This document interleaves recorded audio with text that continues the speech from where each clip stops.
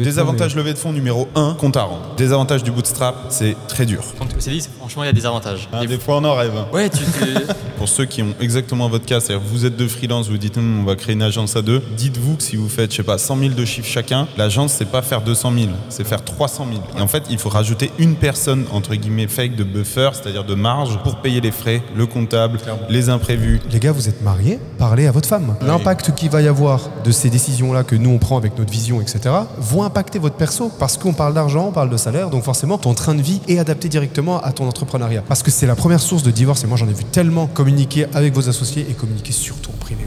Bienvenue dans Public SaaS Builders, le podcast qui partage en temps réel notre quotidien de 4 entrepreneurs qui shippent des SaaS. Je m'appelle François Delporte et je suis l'un des 4 builders. Le but de ce podcast est simple. On ne sait pas si on va réussir, donc on n'a pas de recette magique pour vous. Par contre, on sait qu'on ship et ça, on peut vous le raconter sans détour ni artifice. Épisode par épisode, on vous partage ce qu'on fait, nos techniques et les résultats surtout. Ce podcast est né de la volonté d'arrêter de raconter une réussite une fois qu'elle a eu lieu et se concentrer plutôt sur l'exécution au quotidien. Notre mantra, ship fast, fail fast.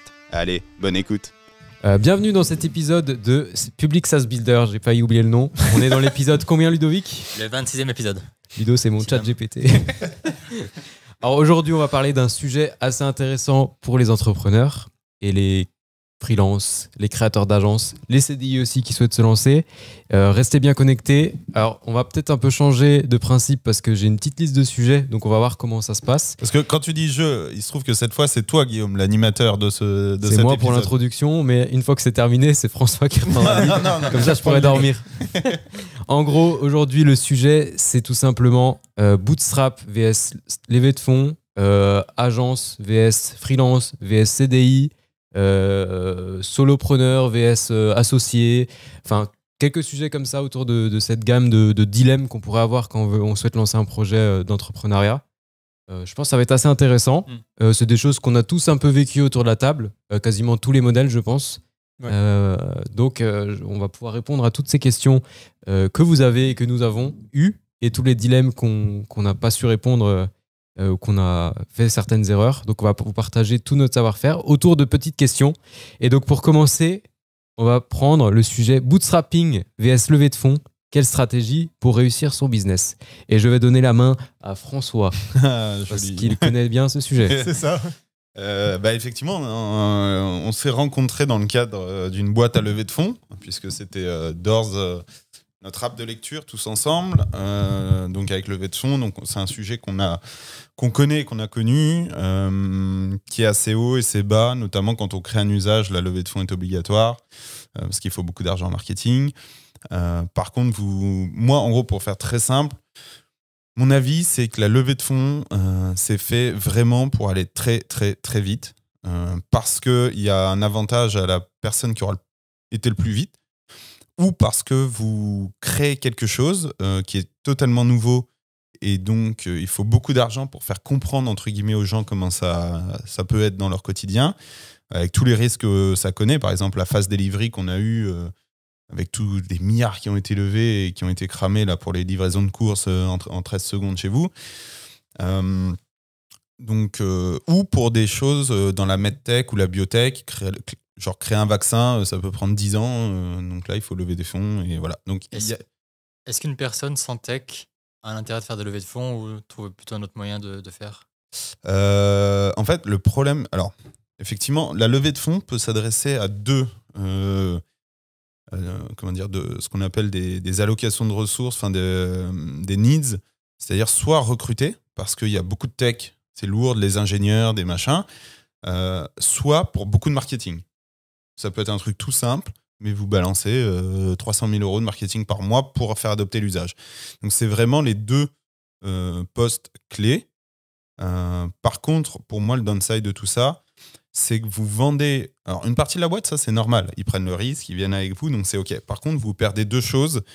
La vélocité, puisque vous n'êtes plus tout seul associé, vous êtes associé avec un groupe de gens, il faut vous aligner, vous mettre d'accord. Donc, ça peut prendre du temps. Et de l'autre, en contrepartie, vous perdez aussi votre capacité à remettre en question et à pivoter, puisque des gens ont mis de l'argent sur une vision.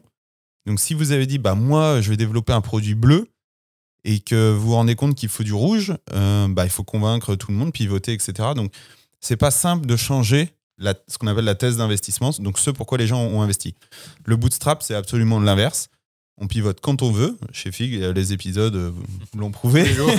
Tous les Quand jours. on veut, on fait ce qu'on veut. Par contre, on galère. Certes, il y a toute la boîte pour nous, mais on n'a pas de thunes. On a Ce qui peu de moyens. explique qu'on fasse du service, qu'on Exactement. perd du service. On Du temps via utilise le le service. service pour financer le reste. Donc, débat infini, mais voilà la réponse. Donc pour toi, quel est le désavantage du bootstrap rapidement et VS levée de fonds? Enfin, c'est un peu ce que tu as dit pour la levée de fonds. Désavantage levée de fonds numéro 1, compte à rendre. Donc quand vous devez report les chiffres, changer de décision, changer de cap, ça prend du temps. Désavantage du bootstrap, c'est très dur. Peu d'argent, donc en gros, vous travaillez à McDo le soir et vous faites un SaaS la journée ou l'inverse. Quoi. Faire des heures, passer les heures qu'il faut. Faut passer les heures. Les nuits blanches. Mettez-vous en tête, vous avez 2 boulots en gros. C'est Un ça. pour bouffer et un pour préparer l'avenir. Ok. À choisir autour de la table? Non, on est Bah, tous nous, d'accord. Bah, bootstrap, hein, c'est. Après, les gars, et là tout le monde dit levée de Levée de fonds. Oh, levée de fonds. Putain, qu'est-ce qu'on prend les gars? D'ailleurs, on a une offre hier soir. Ah, c'est vrai que si on a la capacité avec des skills qui sont assez bien rémunérés dans le marché, Ouais. ça peut valoir le coup d'essayer de se bootstrap. Surtout que Ouais. nous, notre compétences sont directement liées avec notre business, des SaaS, etc. Donc, ça a du sens de se bootstrap. Ensuite, second débat qui peut faire du bruit et qui est assez complexe, et je pense qu'on a pas mal de retours là-dessus, c'est freelance vs CDI vs agence. Est-ce qu'on invite Chris ou pas? On peut inviter Chris, mais on peut même parler à sa place, je pense. C'est clair. Ludo, qu'est-ce que t'en penses? Ouais, c'est trois points quand même différents. Pour avoir connu les trois, en commençant par le CDI, en fait, je me suis rendu compte que le CDI, franchement, il y a des avantages. C'est vraiment. Des fois, on en rêve. Hein. Ouais, 17h30, tu finis. Tu peux changer d'esprit. T'as pas des contraintes du week-end. Par exemple, moi, des fois, le week-end, il y a des urgences ou quoi. Des fois, je me dis, est-ce que ce serait pas bien d'être tranquille, tu sais, la semaine du travail. La responsabilité, le mot responsabilité, tu t'en branles complet quand t'es en CDI. Tu t'en fous de savoir si la boîte va bien ou pas. Tu vois, c'est juste que tu viens, tu fais ton boulot et puis. T'as fermé l'ordi, tu rentres chez toi. Après, il y a le problème, différents ils CDI, ont- mais un Oui, CDI sans trop de responsabilités, ça peut être bien, mais après, on s'est rendu compte que tout le temps, c'est comme ça. Nous, on rêvait en fait de lancer des trucs. On lançait des trucs à côté. Ouais, c'est Et ça. ça fait que forcément, même si on reprenait un CDI maintenant, on rebasculerait vers le freelance. Automatiquement, ouais. Et ensuite, nous, la particularité, c'est que. On a même dû rester en freelance parce qu'on s'est associés, parce qu'on travaille beaucoup en freelance ensemble. Ouais. Et on a construit l'agence. Mais ça implique aussi tous les. Il y a des avantages, mais tous les inconvénients. Il y a beaucoup, beaucoup plus de charges vu que tu es une entreprise. Ouais. Et ça, c'est l'inconvénient majeur pour nous. Mais ouais, c'est à chaque fois, on se retrouve. Nous, en tout cas, je pense que les quatre de nous, on se retrouverait plutôt vers la droite à chaque fois. Parce que là, moi, je rebondis là-dessus pour ceux qui ont exactement votre cas. C'est-à-dire, vous êtes deux freelance, vous dites, on va créer une agence à deux. Dites-vous que si vous faites, 100 000 de chiffre chacun, l'agence, c'est pas faire 200 000, c'est faire 300 000. Et en fait, il faut rajouter une personne, entre guillemets, fake de buffer, c'est-à-dire de marge, pour payer les frais, le comptable, Clairement. les imprévus, un recrutement peut-être pour aider à droite à gauche. Donc en fait, dites-vous que si vous êtes deux à faire 100 000, ça vaut le coup d'être en agence si vous pouvez faire 300 000. C'est ça. Sinon, Ça franchement, vaut pas le coup du tout. pro tips. Non, et même pro tips, j'en rajoutais parce que on a l'impression que c'est la suite logique du freelance de monter une agence, mais ça l'est pas du tout parce que Non. le business model d'une agence n'est pas du tout le même que celui du freelance parce que Clair. enfin si, mais il faut comprendre l'évolution. C'est quand on est freelance, on vend son temps, Oui. mais on vend ses compétences à soi et on est quand même assez libre. On a une certaine, on vend ses compétences Ouais. quand même. Par contre, quand vous scalez une agence, vous allez vendre du temps des autres. Ouais. Ce qui fait qu'en fait, vos compétences, alors peut-être qu'au début, quand tu lances, t'es à deux, au début, c'est un peu toujours le cas, c'est comme si t'étais deux freelances ensemble. Mais en fait, pour monter, tu peux pas scaler comme ça parce que tu n'auras pas 3-4 associés freelance, sinon après, toi, il te reste plus rien et autant rester tout seul. C'est que tu as un business, par exemple, en ESN, ton business, c'est de recruter des salariés et les vendre. Et donc, ça n'a rien à voir. Si Si vous êtes dev, si t'es dev freelance ou designer freelance, demain tu montes une agence, ça veut dire que ton métier ce n'est pas de designer ou de faire de la tech, gestion. c'est de placer des gens. Du RH. Donc c'est pas forcément la suite logique du freelance de faire une agence. Comme tu as dit, ça coûte beaucoup plus cher aussi. Faut faire beaucoup plus de CA. Qui dit beaucoup plus de CA, plus de budget, plus de projets, plus Donc, de risques, recrutement. plus de recrutement. Surtout en agence tech. Plus Moi, de ce que stress. je vous disais, c'est vous faites une agence de grosse, un profil gros senior peut gérer 3, 4, 5, 10 clients selon les missions. En tech, c'est l'inverse. C'est un client peut avoir besoin jusqu'à 3, 4, 5, 6 profils tech. En plus. Donc votre exposition risque est extrêmement élevée. Du jour au lendemain, un client, évidemment, paye pas sans revenir sur ça ou arrête. Vous avez 5 profils tech qui coûtent cher, genre 400, 500 par jour. Faut pas trop traîner pour retrouver un projet. Hein. Ouais, l'inertie que ça emmène aussi, Ouais. après, c'est compliqué. T'as des gens en fin de contrat dans un an, Ouais. tu peux pas faire ce que tu veux, quoi. Non. Et c'est vrai que du coup, les freelances, nous, on les engage sur 2-3 mois pour avoir une stabilité. Donc, c'est chaud. Et pour moi, du coup, en résumé, quand tu passes agence, tu as 3 choses. Ça te coûte plus cher, tu fais plus le même métier. Ouais. Et troisième, tu n'as plus la même relation client. Ton client, quand tu es freelance, c'est comme quand tu es salarié, il va pas t'appeler le dimanche. Quand tu es prestataire de service en agence, tu as un espèce de truc genre... un service. T'es un service. Voilà. T'es une assurance, quoi. C'est ton problème. Et donc tout ça fait que posez-vous vraiment la question. Et c'est pour ça qu'il y a des collectifs de freelance maintenant, plutôt que des agences. Et Pour quatrième qu'ils gardent ce point, statut d'individualité, ouais. quatrième point aussi, surtout, c'est la fiscalité. Ah oui. Aujourd'hui, en France, Ouais, il y a un freelance, cheat code. c'est le cheat code le plus ultime en termes d'imposition et cotisation. Aujourd'hui, je sais pas combien on est, mais ils augmentent un peu, mais c'est du 25%, il me semble. Ouais, 22 à 25. Alors, Voilà. En gros pro micro-entreprise. tips, moi je l'ai demandé là parce que du coup on va rechanger les statuts, on rentre pas dans le détail, mais du coup je vais reprendre un truc auto-entrepreneur pour des raisons fiscales.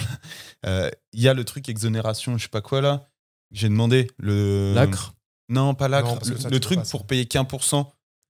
frais réels, là, je sais Non, plus je quoi. sais plus quoi ça Comment ça s'appelle. paye 15%? Oui. En gros, il y a une option quand vous êtes entrepreneur. Auto-entrepreneur, tapez sur Google auto-entrepreneur, option fiscale. Oui, Rimini réel, Qui est valable genre 2 ans, basé sur tes 2 oui, dernières tu années. payes quasiment pas d'impôts. Et tu payes genre 1 ou 2%. Donc, Oui. genre, tu factures 2000, t'as 1950 Oui. dans ta poche, quoi. C'est un délire. Ah ouais? Par contre, Oui. c'est qu'une fois, il faut le savoir que ça existe, tu vois, tu connais pas. Ah, je connaissais pas. Et tu dois le faire après avoir ouvert dans les premiers mois, je crois. Sinon, Non, c'est moi foutu. j'ai demandé là. C'est sûr. Donc, moi, ça fait 10 ans que j'ai mon auto-entreprise. Je crois que je Moi l'ai fait aussi, tout c'est ça. début. Ouais. Ils m'ont dit OK. Par contre, fallait prévenir avant le 30 septembre pour l'année d'après. Ah ouais. Oui, ouais, c'est ça. Donc, je me suis fait un reminder en juin pour l'année prochaine, Ah, au cas ok. où. Ah, c'est pas mal ça. C'est pas on demande comme ça. Hein. Ah ouais, C'est- bien sûr. Faut Après, il y prendre a le ticket à la des boucherie. limitations, Ah ouais. des plafonds aussi. Il y a des il me plafonds et tout. semble. Mais voilà, bref, pro tips. Oh, c'est intéressant. Ouais. Putain, je sais pas. Oui, donc en fait, freelance, en gros, tu as l'URSSAF 25%. Déjà, quand vous switchez sur, comme nous, on est en TNS par exemple avec Ludo, tout de suite, ton URSSAF, c'est 45. Mm. Donc ceux C'est qui clair. se plaignent, enfin déjà, je sais Déjà, quand t'es t'es 25, freelance, ouais. ça fait déjà mal Ouais. quand ça passe. Mais quand tu passes au double, Ouais. ça fait encore plus mal. Et sachant que c'est pas fini. Parce que quand tu es freelance, les impôts sont déjà plus réduits Oui. qu'en TNS. Donc en fait, même les impôts, ça n'a aucun sens. Tu payes moins d'impôts. Oui. C'est-à-dire que tu as moins de cotisations URSSAF et tu payes moins d'impôts. Mm. VS, nous, on a le double de cotisations, on paye plus d'impôts. Alors peut-être qu'on ne cotise pas à la même chose. Néanmoins, TNS, ça reste assez TNS, c'est précaire. holding, pour simple. Pour Ouais, faire c'est simple. C'est non salarié. C'est quoi? C'est holding. c'est holding. c'est- Oui, holding ou EI. Enfin, Ouais. c'est l'évolution en gros si vous êtes seul. C'est votre société personnelle Voilà, qui c'est permet ça. d'autres avantages, mais c'est chaud. Mais du coup, pour 4000 de rémunération brute, par exemple, ce qui est une moyenne qu'on fait parfois plus, parfois moins, en auto-entrepreneur, tu touches, toi par exemple, Ah. vous monte 1005, 1006. Non, pardon, Non. pour 4000, Ouais, tu vas, 2007. 5000, oui, c'est ça. 4000 C'est- du coup, tu vas toucher un peu plus de 3000. 3000, oui, c'est ça, ouais. 3000. Ouais. Moi, je suis en portage salarial parce que je souhaitais acheter ProTips. Ça, c'est pas ouf comme montage. J'ai réussi, mais c'est un l'horreur. autre épisode qui sera là-dessus. C'est ça. On teste des Faut-il- montages foireux pour vous. Faut-il faire des montages foireux comme le partage salarial? Donc, portage salarial 4000. Moi, dans ma poche, 1009 à peu près. Ouais. Fiche de paye à 1005 parce qu'il y a les jeux de frais. Donc, autant vous dire que c'est l'enfer. Ouais. Et vous, en holding, du coup, un 4000 devient presque moi en portage Ah, où je paye ouais, les charges 2000, patronales salariales. Et... 2003. 2000 et quelques, quoi. Ouais, 1003 Non, 2000 et quelques, quoi. Ouais, 2000, moi je suis même à moins de 2000, mais vous, parce que vous optimisez, que vous versez pas trop, moi j'ai chargé. Ouais, il y a Mais 4000, moi je fais, Ouais, je ouais. fais 1009 quoi. Clairement, le Mac 4000, tu payes juste l'URSSAF. Tu gardes presque rien pour les impôts à la fin de l'année et tu arrives à sortir 2003-2004. Ce n'est pas un conseil Et financier. du coup, tu as le comptable à payer. Enfin, nous, en tout Ouais. cas, Oui, t'as Ouais, des c'est charges des supplémentaires En fait, il aussi. y a des charges annexes qui sont dingos si aussi. tu veux des t'as cotises des- sociales, bah, c'est niveau 100 balles. Faire la holding, ça coûte cher. Ouais. Et T'as donc, un comptable à payer, t'as la conto, t'as tout plein de Ouais, tools t'as du les coup charges à qui lycée, intrinsèques au fait d'être CFE. une boîte. Ah ouais, pour moi, Oui, il y a il aussi la CFE. faut pas croire que qui passer est de plus freelance cher. à agent, ça veut dire que vous faites plus d'argent. En- C'est Ouais. c'est En l'inverse. gros, Le plafond freelance, c'est peut-être 80 000, un truc comme ça. Ouais. 80 000. Si, je pense pour faire la même chose en étant TNS en entreprise individuelle, il faut 160. faire du 120, 130. Plus, ouais, 150. 150, J'ai pas c'est les la chiffres même, en tête, Je crois que mais c'est quasiment le double. Hein. donc C'est- tout de suite, on se pose les questions différemment. Ouais, bah là, tu vois, sur un 4000 brut versé boîte tous les 4, ça va de 1009. Et encore, j'ai un 1006 fiches de paye net. Donc c'est hardcore. Mais 1009 sur mon compte. Non, mais ton plan, il était foireux. Ouais, ouais. Ouais, t'es fort, cherche pas. Et toi cherche pas. Et Mais- moi. Mais t'as quand même pu faire ton crédit. Oui, et Ouais. j'ai réactivé mes droits chômage. En Voilà. plus. Donc c'est il y a pratique. des avantages. Oui, Mais- alors, Donc, on j'ai peut pas couler droit- tranquillement. J'ai pas ces droits-là, sera tu pas vois. là, oui. Oui, mais bon, surtout. au final, ouais. tu gagnes 2 fois plus quasiment d'argent que moi. Ouais. Donc en fait, autant le mettre sur un autre compte et tu auras du Et je chômage me plus fais mon longtemps que chômage, moi. ouais, c'est ça, je me fais mon perso chômage. Putain, ouais. c'est un capitaliste, ton pote à droite. Donc en fait, travailler plus pour gagner moins, c'est la devise de la France à partir d'aujourd'hui. Et Pas de donc, politique dans ce podcast. et donc, du coup, ce qui peut être intéressant, c'est de savoir si un jour il va falloir bifurquer. Peut-être, et de se dire que est-ce que ça vaut le coup, comme il y en a beaucoup qui le font, tu sais, ils partent à Dubaï, etc. Machin, c'est que c'est intéressant de voir aussi un peu, tu vois, leur retour et de se dire à partir de combien ils sont barrés, quoi. Ils se sont dit, bon, bah, ça commence à être un peu compliqué, quoi. Ouais. Est-ce que ça vaut le coup? Ouais, ça, je Est-ce sais que ça vaut pas le coup? Parce que franchement, quand tu regardes, tu te dis, bon, tu fais une agence, tu te. Mais c'est très simple, tu te mets en auto-entrepreneur, tu fais tes 80K, tu gagnes 60K et tout le reste, c'est clair. C'est... ça c'est top. Du coup, il y a quand même intrinsèquement à ce sujet, on n'a pas trop parlé du CDI, mais n'empêche que moi j'ai quand même une question, enfin c'est une vraie réflexion que j'ai eue plusieurs fois, Ouais. c'est avec la trim qu'on a vécue là pendant ces 3 dernières années, C'est clair. c'est quand même, est-ce que finalement, si tu te bootstrap, c'est quand même pas plus simple que juste d'être en CDI et bosser en side sur tes projets? Parce que là on voit, faire une agence en side du coup de tes projets, c'est le niveau hardcore, c'est ce qu'on a choisi et c'est sympa.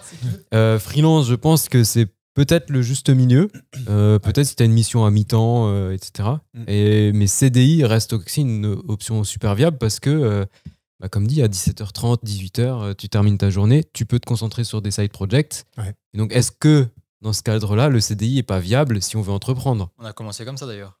Moi, j'ai jamais été en CDI. Non, lui, il n'a pas été. Jamais. Moi, j'ai été en CDI, donc ouais, je faisais des side projects beaucoup de côté. C'est vrai que tu gagnes quand même pas mal. Moi j'y crois pas. Mais... C'est en fait, Pourquoi ouais, c'est compliqué. C'est Moi je pense que ça marche en tech parce que tu peux coder le soir, la nuit. Ouais. T'as pas de partie prenante liée. Mais moi là t'as vu pendant ce Oui, offside, non, ça c'est différent. comment Ouais. tu veux que je gère les 40 démos de Reactine dispo à 19h30 ouais. En fait, si tu commences à faire 22. de la distrib, tout ça, tu peux pas te mettre En des sales, calls, tu peux pas. C'est impossible en sales. Tu peux pas. En fait, Ouais. à partir du moment où tu causes à d'autres gens, je vais pas envoyer discuter avec mes gens sur LinkedIn, Ouais. tu vois, le soir à 22h. C'est pour ça que de la production asynchrone comme du design ou de la tech, c'est faisable. Oui, Tu peux le faire. exactement. C'est pour ça que moi, j'y crois pas pour moi. Pour toi, c'est pas Et possible. je l'avais fait chez IBM au début avec Rocambole qui est devenu Doors, était devenu Doors. Et c'était l'enfer. Tu vois, t'as ton top management qui te cale un board meeting ou je sais pas quoi avec ton client à 14h. Ouais. C'est le jour où t'avais le partenariat avec Fnac. Ouais. Et ta journée, c'était ça. T'es en esquive tout le temps. Mais d'un Tu passes côté, ta journée, je suis attends, ouais, salut, attends. Mais d'un côté, ça te garantit un salaire minimum, que tu peux vivre tranquille et tu te poses pas la question d'aller courir pour chercher ton salaire fixe et à côté, tu peux te faire que du bénéfice, quoi. Donc, Pour la distrib, en France, on a cette chance. Pour moi, si tu en sales ou market machin, tu te mets au chômage et tu charbonnes. il Ou freelance, et- comme dit Guillaume, Ouais, peut-être mais- le bon équilibre. Bon, je suis d'accord avec toi, mais il faut avoir un bon chômage. Oui, Parce que quelqu'un qui a bossé que 2 ans, il a 2 balles de chômage, quoi. Tu vois, je veux dire. ça c'est- dépend de ton salaire. Mais après, Voilà. ce qui est sûr, c'est que entreprendre et gagner de l'argent en même temps, C'est difficile. C'est très Ouais, compliqué. ça demande Moi, des sacrifices. je pense que quasi nous tous, on a très peu été en CDI. Moi, je crois que je l'ai jamais été juridiquement. Ça fait 6 ans que j'essaye de chercher un truc spécifique, mais j'ai mis plus de 6 ans à trouver entrepreneuriat et capacité à faire un crédit pour acheter ma maison. Bah C'est après, la ça prime. c'est aussi un épisode limite dédié. C'est comment tu vis la vie de crédit en étant entrepreneur, sachant que c'est un bordel monstre. C'est encore plus compliqué, alors que tu gagnes des fois des sommes astronomiques comparé à quelqu'un qui a un CDI. Donc ça, c'est c'est le système bancaire. autre, c'est un autre débat, quoi. Après, pour finir là sur l'histoire du CDI, il y a, je pense, aussi un truc caché, c'est que quand vous êtes en CDI, souvent, bah, la plupart du temps, c'est tranquille. Après, voilà, il y a toujours des exceptions. Bien sûr. Mais en gros, t'es pas forcément t'es pas toujours dans la réalité du marché. Et donc, nous, t'as cet avantage quand t'es freelance, et encore plus en agence, parce que tu vois plein de projets et il faut être assez efficace et solide. Bah, c'est que je pense que ça t'aide aussi dans la réussite de tes projets. Ouais. Donc d'un côté, peut-être tu vas être plus tranquille en CDI, mais peut-être qu'être en agence et en freelance va te donner plus de learning pour entreprendre tes projets. Ah, ça va. Donc, et surtout, ça t'oblige à être au niveau du market, quoi. Tu peux pas te permettre d'être en dessous. Parce que si tu es en dessous, quelqu'un d'autre prend ta place et c'est terminé. Et ça t'oblige à ta fin, parce que nous, on peut pas se dire, vas-y, flemme, on fera ça le mois prochain, là, tranquille, ce mois-ci, c'est des peinards, je me repose. Ah non, c'est pas possible. Ah oui, on n'a pas le choix. Tu t'arrêtes jamais. Et si on le fait pas, nous, on n'a rien. On a 2 balles. Donc, en CDI, il y a ce piège du coco un peu de luxe, potentiellement. C'est ça, ouais. Prison dorée. Et tu vis. C'est ce que je cherchais, prison dorée, cocon de luxe. Cocon de luxe, ça va, mon crisacier.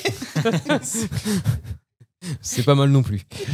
Ensuite, les gars, on va se parler de la rémunération vs le réinvestissement. Comment, du coup, aligner les visions dans une équipe? Parce que c'est vrai que c'est un sujet qu'on a eu même entre nous ces derniers temps.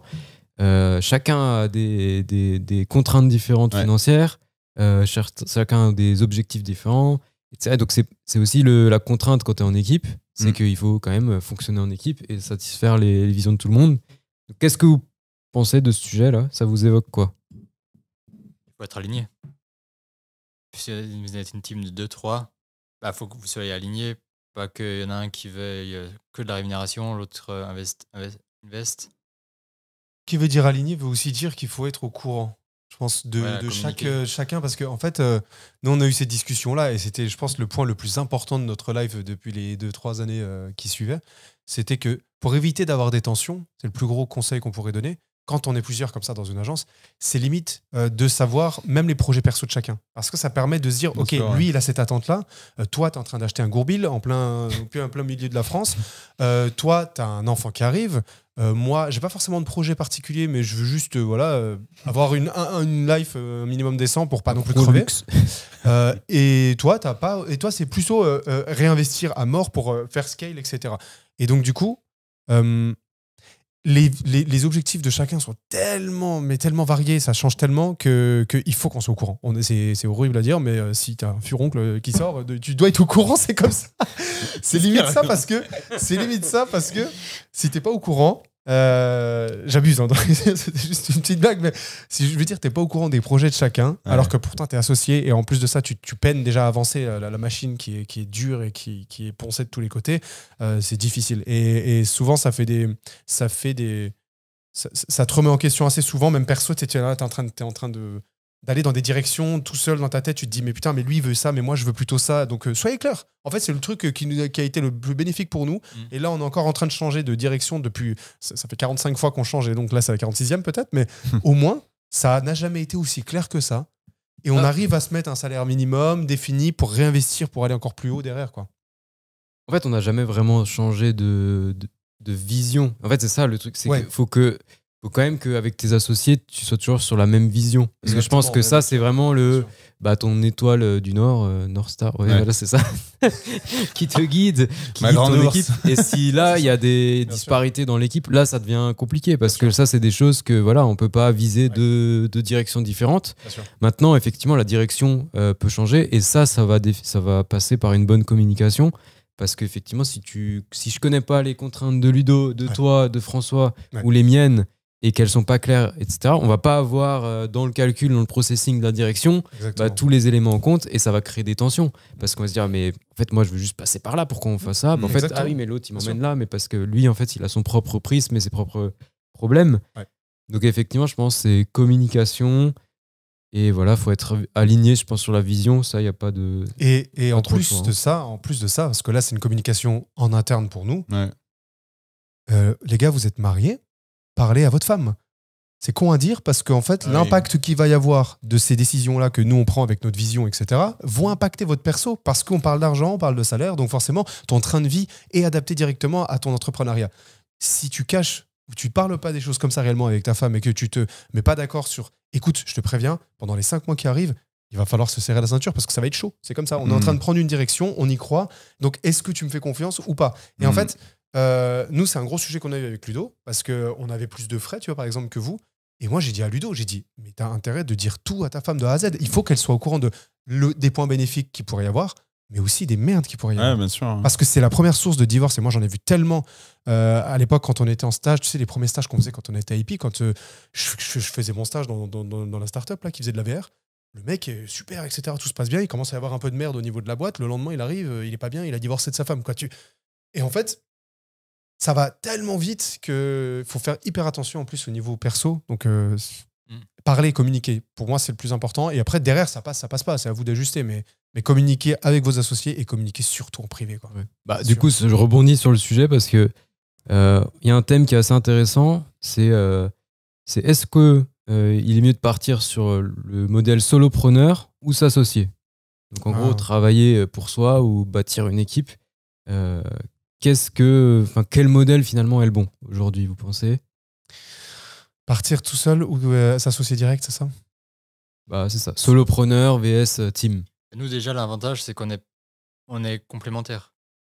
Si vous êtes trois profils similaires. Ouais, ça devient plus complexe, je trouve. Bah, c'est vrai que c'est une force. Hein. C'est une force. En fait, à nous quatre, il n'y en a pas un qui fait quasiment la même. Enfin, il n'y en a pas un qui fait la même chose. Quoi. On peut avoir un scope. Par exemple, la puissance de François sur la distrib ou sur le market, il est insane. Toi, au niveau du bac, je t'en parle même pas. Toi, au niveau de quasiment tout, front. Dans notre objectif. Tu vois, en fait, il y a toujours un mec de toute façon qui est quasiment sur tout en même temps et qui a une vision plus globale. Donc ça, c'est Guillaume et il faut rendre à César ce qui est à César. Et moi, sur la partie design, en fait, c'est pour ça que beaucoup de personnes aiment bien échanger avec nous parce qu'on a tous les profils au sein d'une même boîte et c'est assez rare d'avoir ça. C'est plus difficile parce qu'attention, on s'en prend aussi beaucoup parce qu'on est beaucoup plus nombreux. Maintenant, c'est clair que partir seul, moi, je prends mon exemple à moi, après, je vous laisse parler. Si moi, je veux faire un SaaS tout seul, bonne chance, quoi. Parce que, ok, oui, je suis aussi un tech de base, mais j'ai pas non plus le niveau de Ludo ou de Tran. Va falloir que, je prenne 4 ans peut-être à sortir un truc, quoi. Parce que mon scope principal, c'est le design, quoi. Dans notre objectif, en tout cas, de faire des SaaS, on est complémentaires. Après, c'est votre objectif en tant que solopreneur, c'est peut-être juste faire des formations ou quelque chose. Là, vous n'avez peut-être pas besoin de vous associer, être à 4. Moi, je pense que si votre projet entrepreneurial est lié à du product, digital, même physique, remarque, il faut être à minima 2, même à compétences identiques, je pense, parce qu'il y a quelque chose qui est vraiment important et on le fait entre nous, c'est un peu cet effet ping-pong, de juste se dire, attends, mais j'ai un doute là, je sais pas, il y a un truc, c'est bizarre ce qu'on fait, que ce soit sur le product, comme on a fait Welcome Message est devenu Reactine. Voilà, la pièce a été pas bien emboîtée, ça nous a permis de discuter, de se rendre, attends, est-ce qu'on est sûr, mais attends, est-ce que si, comme ça et tout. De s'interroger. Ouais, quand t'es tout seul, hein. Tu crois dur comme fer à ton projet, il est parfait pour toi. Ouais, et c'est les autres qui comprennent pas, ou alors ça va venir plus tard.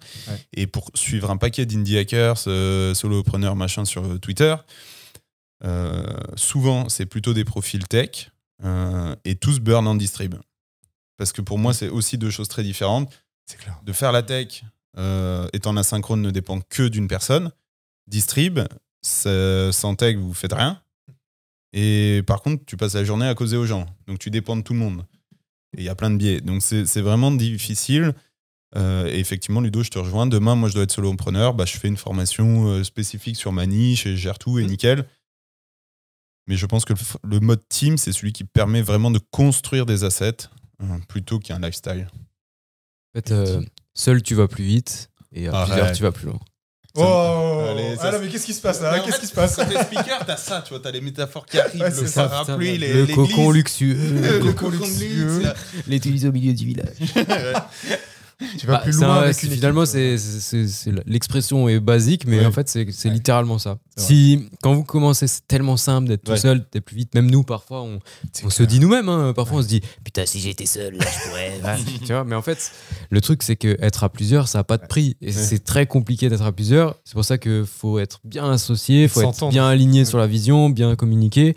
Et parfois, c'est pas facile parce que parfois, il y a des non-dits qui créent des tensions. Et des fois, t'es même pas conscient du non-dit. Mais oui, parce que tu es dans ton truc, etc. Donc c'est très difficile. Par contre, c'est vrai que quand tu construis un gros bateau, un gros bébé, à plusieurs, on va plus loin. Tout seul, on va plus vite. Bref, en tout cas, sur ce, on a un autre sujet qui est, je pense, assez intéressant.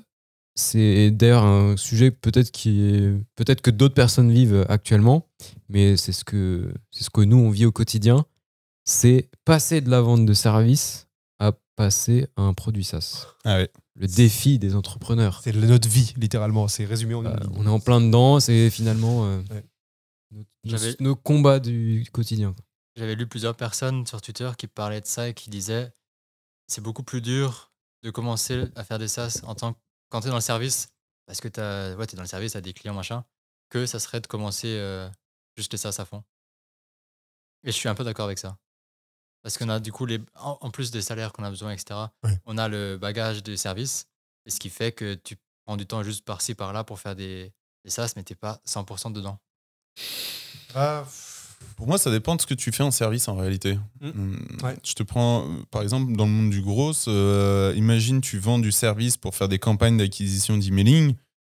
Bah, très rapidement, tu utilises des outils qui sont sur le marché. Et puis pour X ou Y raison, parce que tes clients type de service, je sais pas, sont dans la pharmacie, tu aurais besoin d'un outil plutôt qui puisse intégrer, je sais pas quoi, des codes chimiques.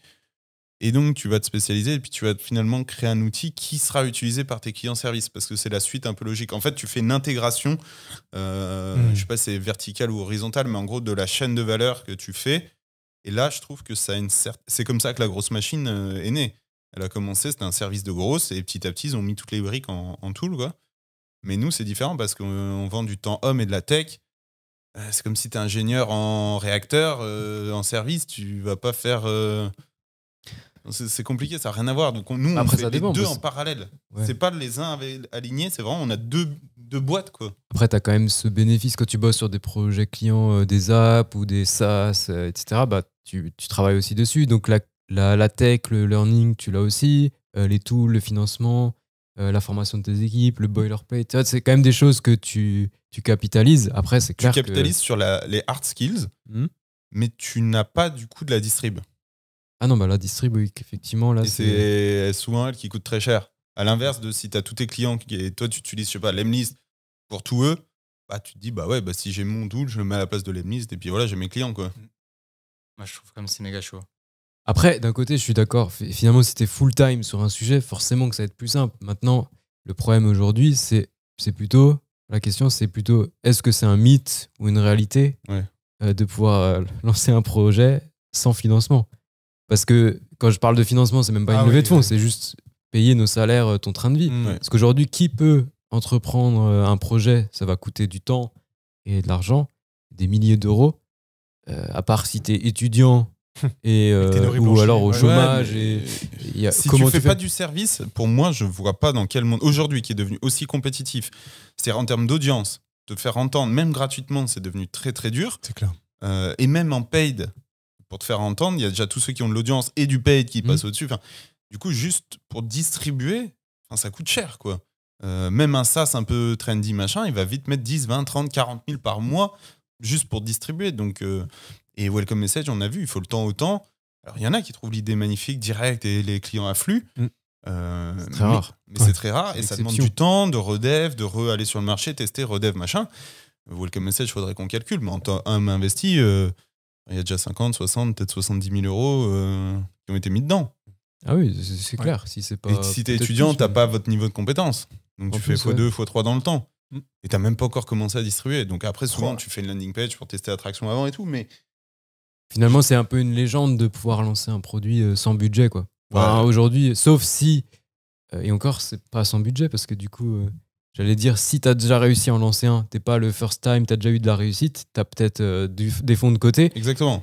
Bon, après, tu peux du coup mettre ton temps, mais mettre ton... Enfin, tu mets... ça te coûte aussi de l'argent, finalement. Si t'as un unfair advantage, ça peut exister. C'est pour ça que souvent, des boîtes bootstrap, il y a des effets, et certains ont réussi first time, bravo, et chapeau, et c'est courage à vous si vous le faites, mais souvent, c'est plutôt des serial entrepreneurs qui, du coup, ont déjà le réseau, donc ils savent trouver le bon tech qu'ils ont besoin, ou le bon head of sales au bon moment, et ou déjà un petit peu d'argent de côté pour kickstart le projet, et ou déjà assez d'expérience ou de l'audience ou des choses comme ça qui font que vous allez aller plus vite parce que vous avez un unfair advantage. Mais vraiment, tu sors tes études et tu dis je vais faire un nouveau SaaS, personne te connaît, t'as pas de thune de côté, machin. Bonne chance. Hein. On va dire les stats sont pas avec toi, quoi. Donc en gros, Ludo, nous on préférait ça. Mais finalement, c'est impossible. C'est un peu impossible. En chaque fin de off-site, notre phrase, c'est ouais, on n'a pas pu avancer comme on voulait parce qu'il y a trop de services. Ouais. Et c'est un peu, ça se résume un peu à ça. Mais on a besoin du service pour financer les salaires de tout le monde. C'est- On a besoin pour financer la distrib. Donc finalement. Le serpent qui se mord la queue. Et il y a un truc qu'on n'a pas dit, mais du coup, tu as le temps de prendre les bonnes décisions et elles ne sont pas drivées par le cash. Exact. Du coup, tu as le temps vraiment d'aller build le bon truc plutôt que. Tu veux dire du fait qu'on a le service qui est tien derrière, quoi, Voilà, qui- du coup, on ouais. peut se projeter Ah ouais, et par se dire, contre, vas-y, on c'est fait vrai. un mois Bien sûr. de test distrib ou je sais pas quoi Oui. pour Ah, mais l'améliorer. Versus, putain, désolé les gars, Mais moi je dois retourner prendre un CDI et on n'a plus de thunes et t'es peut-être pas loin de Et- réussir. Mais c'est un luxe monumental parce que du coup, tu n'as même pas besoin de faire de levée, tu n'as même pas besoin d'aller chercher des fonds parce que du coup, tu peux te permettre d'investir dans ton SaaS parce que tu fais du service, mais tu travailles 2 fois plus, quoi. Tu travailles 2 fois plus et du coup, par quand rapport même à une souffrance, investissement, quoi. salaire, C'est une petite oui. souffrance. Ouais, T'as un sympa. investissement dans le temps où c'est dur, quoi. Hein, on Ah, va mais pas se clairement. mentir. Parce que là, on le Ça fait fait, on arrive à tenir. Ça fait quoi, 3 ans. Il Mm. y a des moments où on se dit, Ouais.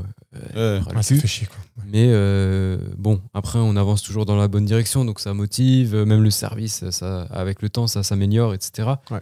Mais quand même, faut se dire, il y a une limite dans le temps, même juste physique. Au bout d'un moment, peut-être, si tu as fait ça pendant 5 ans, 6 ans, au bout d'un moment que tu n'as toujours pas réussi à sortir de là, tu te dis, bon, Le corps, il prend un coup, hein. Ouais, C'est clair. compliqué. les cheveux, ils tombent. Ouais, Au bout du 5e gosse, je pense pas que je pourrais continuer.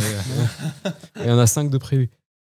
Du coup, sur ce, une dernière question, ce serait quelle est la meilleure stratégie entre vendre un produit donc passion ou répondre au marché? C'est quoi le bon Ah. pari à prendre finalement?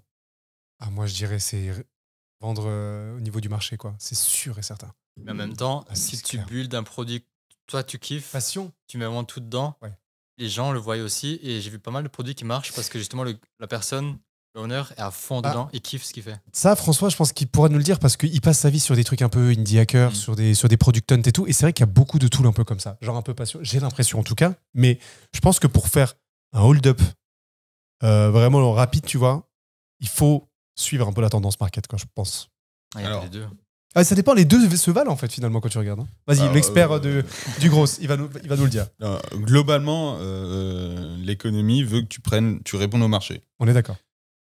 Néanmoins, effectivement, le fait de faire une passion, c'est la capacité à aller vraiment comprendre les pourquoi profonds de ta cible, parce que je sais pas, imagine, t'es passionné de tarot, de divination, tu vas vendre à d'autres passionnés de tarot, de divination. Nous, imaginons demain, il y a une étude qui sort et dit qu'il y a une licorne à faire en divination.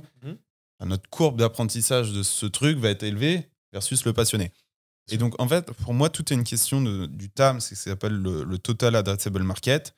Si tu te lances dans un truc de passion, il faut que ça soit sur un gros univers qui va te permettre d'aller doucement avec quelque chose de très pointu, parce qu'il y a beaucoup de monde à adresser, et donc tu vas réussir à grossir petit à petit. Si tu te mets sur ton truc passionné d'un sas de prédiction de jeter de dés, et gros, tu vas juste streamer le reste de ta vie. Il y a 100 personnes dans le monde, C'est clair. ça sert Qui à ont rien. Tu la vois. même idée, qui ont le même Donc, truc. en gros, si tu veux faire, pour moi, de l'argent, c'est vraiment répondre au marché. Si ton play, c'est par la passion, tu auras plein de biais, parce que tu verras rien, tu seras passionné par ton truc, et dans beaucoup de cas, tu vas faire un truc qui sert à rien. Juste à toi, c'est ça. les trucs des modèles Excel. Tu vois, tu fais un truc de dingue et il est inutilisable par quelqu'un d'autre qui n'a pas ton cerveau. C'est clair.